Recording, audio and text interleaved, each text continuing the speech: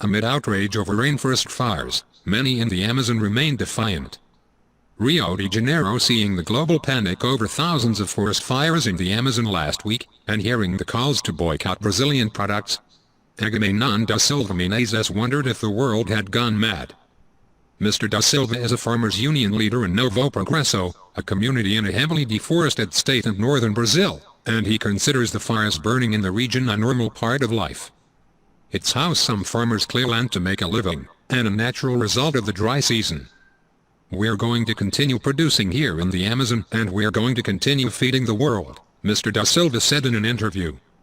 There's no need for all this outrage.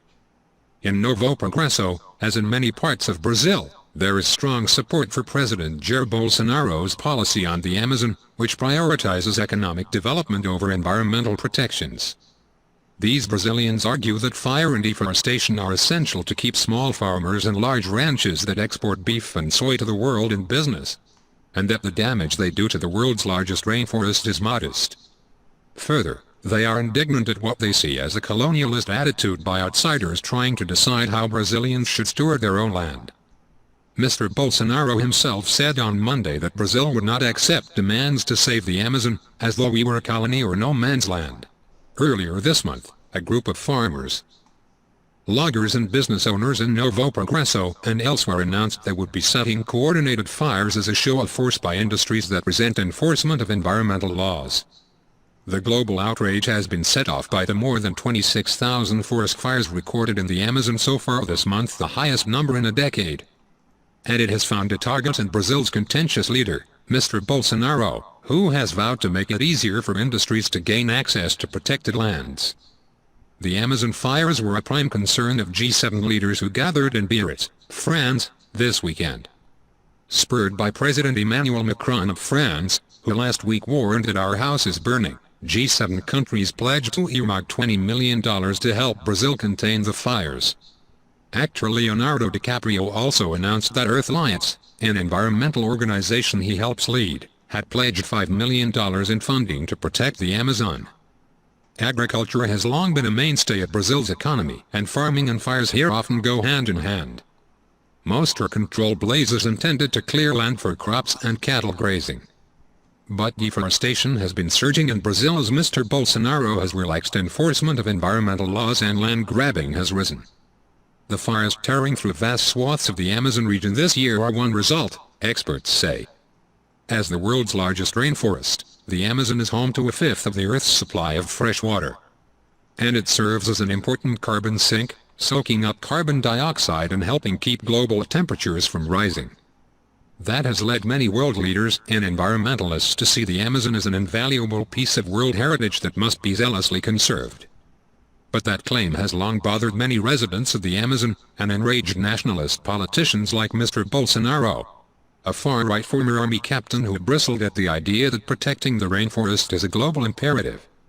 Andre Pagliarini, a Brazilian historian, said that international pressure to conserve the Amazon may backfire if it stokes fears that wealthier nations want to keep the Amazon pristine to stymie Brazil's growth or to appropriate its wealth for themselves. That view was prevalent when the country's military rulers set in motion an ambitious development plan for the rainforest during the 1960s and 1970s. All this talk of foreign collaboration in preserving the Amazon may be well-intentioned, it may be genuine, but it touches a nerve in Brazil. The notion that wealthier foreigners want to chip away at Brazil's authority over the Amazon, said Mr. Pagliarini, who will be lecturing at Dartmouth College next fall. Gelson Dill, the deputy mayor of Novo Progresso, traces his roots in the area to the 1970s, when his family was among thousands that heeded the call of military leaders to settle in the Amazon and develop the land by cutting down forest. We have to remember that the people who came here from the south, the northeast, the southeast, were brought here by the federal government, which called on people to come occupy this region, Mr. Dill said. Then it abandoned the people here and now it wants to call these people criminals. During the 1980s and 1990s, the Amazon began shrinking gradually as farmers, miners and loggers cleared swaths of land to grow crops, raise cattle or sell property. It was a way to make money in a region with high rates of unemployment, tremendous poverty and little presence of the state. What's the scheme? You appropriate land and sell it, said Mauricio Torres, a professor at the Federal University of Para, a northern state that includes Novo Progreso. The land is made 50, 100, 200 times as valuable once it has been deforested. It's an excellent business.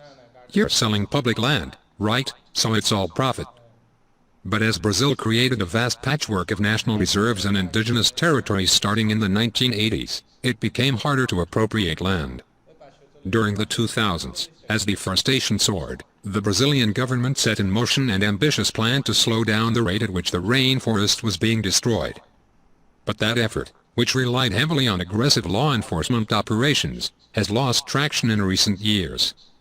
A languishing economy pushed thousands of unemployed people deep into the forest. As a deep recession dragged on, the country's reliance on the powerful agricultural sector grew, as did that sector's political muscle in Congress. Gradually, the government eased pressure on lawbreakers. Many in the Amazon and their representatives in Brasilia, the capital, believe that strict rules to protect the forest are holding the country, and the local economy, back. With his pledges to curb environmental protection, Mr. Bolsonaro won 52% of the vote in the northern states that encompass the Amazon. The abandonment of the people in these regions pushed them to a relationship of dependence with land grabbers and illegal loggers, said Mr. Torres. They end up serving as a social shield to local criminal organizations.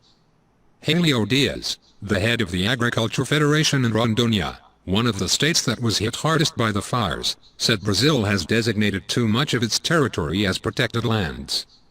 If we were to designate 40% of land for production and conserve 60%, that would be ideal for producers, he said.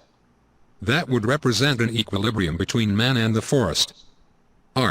Diaz said this year's fires have been unusually widespread, which he said has caused property damage and other problems for growers. But he attributes the fires mainly to drought, and scoffed at the notion that it justifies a boycott of Brazilian products. It is completely misguided, he said. Living in the Amazon is hard, he said. Mobility is difficult and expensive, access to healthcare is scarce, and there are few options for leisure. We just try to produce so that our families get by, he said. Some residents in fire-scarred areas expressed alarm. José Macedo de Silva, a cattle farmer near Porto Velho, the capital city of Rondônia, said most of the fires in his area were started by people involved in land disputes.